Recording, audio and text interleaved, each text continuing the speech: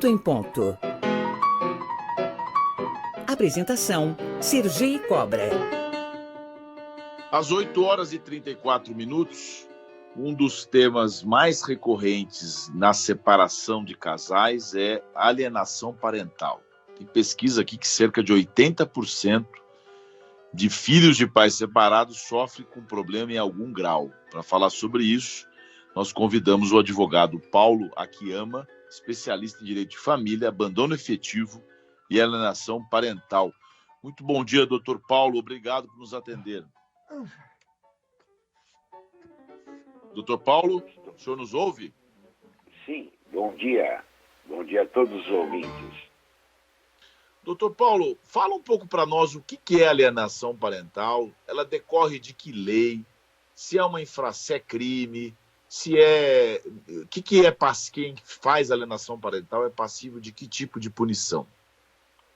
Olha, Sergei, eu gosto de dar um exemplo bastante simples para que todos possam entender. A alienação parental nada mais é do que atos praticados por um dos genitores, tá? Quando há uma separação do casal, de tal sorte que ele coloque a criança ou adolescente contra o outro genitor. É a imputação de falsas memórias. Isso é muito simples explicar. Por exemplo, vamos dizer que a criança esteja aos cuidados da mãe. Daí a mãe vira para o filho: ó, tá vendo? Eu não comprei ovo por deu dinheiro. Tá vendo? Nós não fomos no show porque seu pai não atende. Olha, seu pai arrumou uma outra família. E assim sucessivamente. Essas falsas memórias vão criando um bloqueio dessa criança com relação ao outro genitor, indo afastar a convivência, tá, do genitor alienado com a criança, com a sua prole. Tem exemplo também do outro lado, doutor, só para a gente fazer um equilíbrio aqui. Nós vivemos uma época muito polarizada, tem pai também que faz contra a mãe, né? Não tem dúvida nenhuma. Eu tenho vários casos aqui que pai, já prevendo que vai se divorciar da mãe, tá? Ele já começa antecipadamente a criar uma situação de tal sorte que ele consiga criar um cenário para que apresente ao juiz a necessidade das crianças ficarem com ele. E com isso ele consegue afastar a convivência das crianças com a mãe. Isso é muito comum. É comum também os atos de alienação serem praticados pelos avós. Isso também tem ocorrido muito. Na sua opinião, doutor, a legislação que existe sobre o tema, ela consegue mitigar ou diminuir esses tipos de ataque, esse tipo de maldizer sorrateiro? Ela é própria para isso? E que tipo de instrumento que o legislador deu para um advogado, por exemplo, fazer quando um dos dois está nessa situação? Olha, a lei é de 2010. De 2010 até 2022, ela sofreu agora recentemente uma alteração. Na verdade, a lei ela veio para prevenir que não ocorra alienação parental. Ou seja, para que logo no início desses atos de alienação, quando aquele genitor que se sente alienado, não conseguindo amigavelmente com a outra parte resolver esse assunto, ele acaba buscando o manto do judiciário para lhe cobrir os seus direitos. Ocorre que a lei realmente ela prevê algumas coisas, mas crime não existe, tá? Existe sim algumas sanções. Por exemplo, que o juiz determine que a outra parte faça um tratamento psicológico, um acompanhamento psicológico, que a outra parte entenda que esses atos que ela está cometendo não só prejudica a convivência do menor com o outro genitor, como também prejudica no desenvolvimento psicológico dessas crianças. Tá? Existe também uma pseudo-sanção, vamos dizer assim, aonde se reverte a guarda. Quando o caso é muito grande, tá? O juiz determina a reversão da guarda, nem que seja provisoriamente. Para quê? para que aquele genitor que está alienado uma ampliação de convivência com a sua prole. Existe alguma relação entre a alienação parental e o abandono efetivo? Eu entendo que é muito ligado um ao outro, entendeu, Sergei? Porque o que acontece? A alienação parental você cria falsas memórias. O abandono afetivo muitas vezes ocorre pela prática da alienação parental muito forte. Ou seja, vamos dizer, um dos genitores pratica atos de alienação muito forte, acaba afastando o outro genitor da convivência com a prole. Esse afastamento começa a ter um distanciamento muito grande.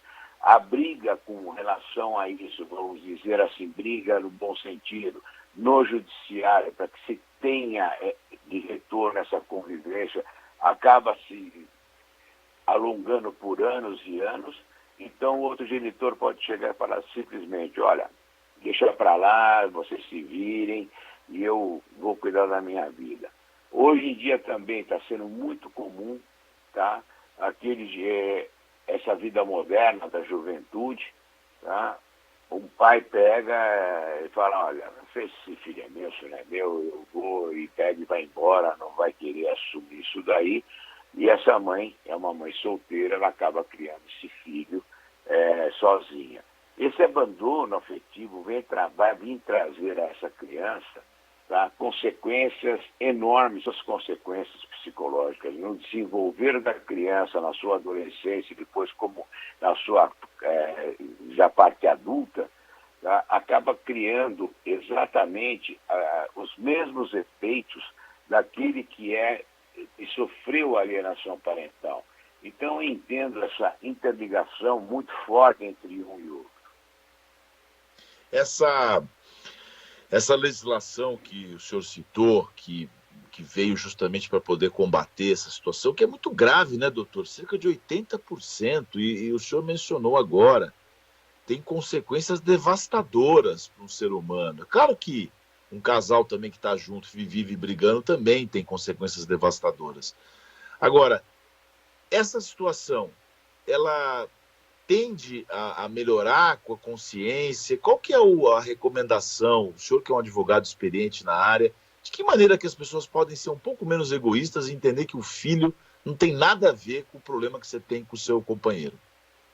Eu acho que quando há falência do casamento, a primeira coisa que o casal tem que entender é o seguinte: essa criança, ela foi fruto de um momento de amor, de um momento de felicidade, aonde eles viviam bem.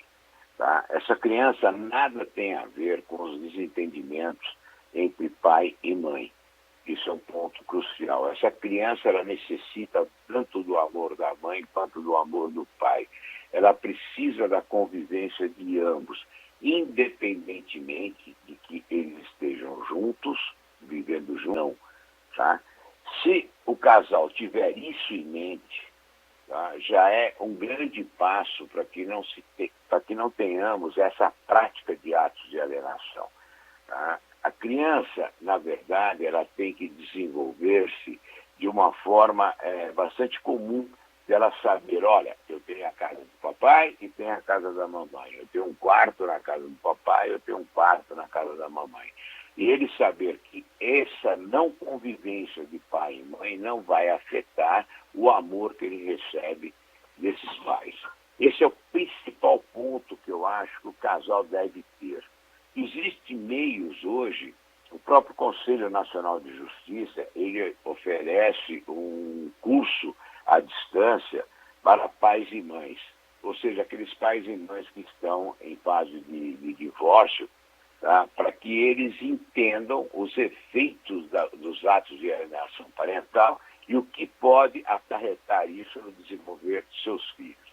Se isso acontecer, se caso esses pais consigam sustentar e se verem como pai e mãe, tá? E não como degladiadores num processo de divórcio, tá?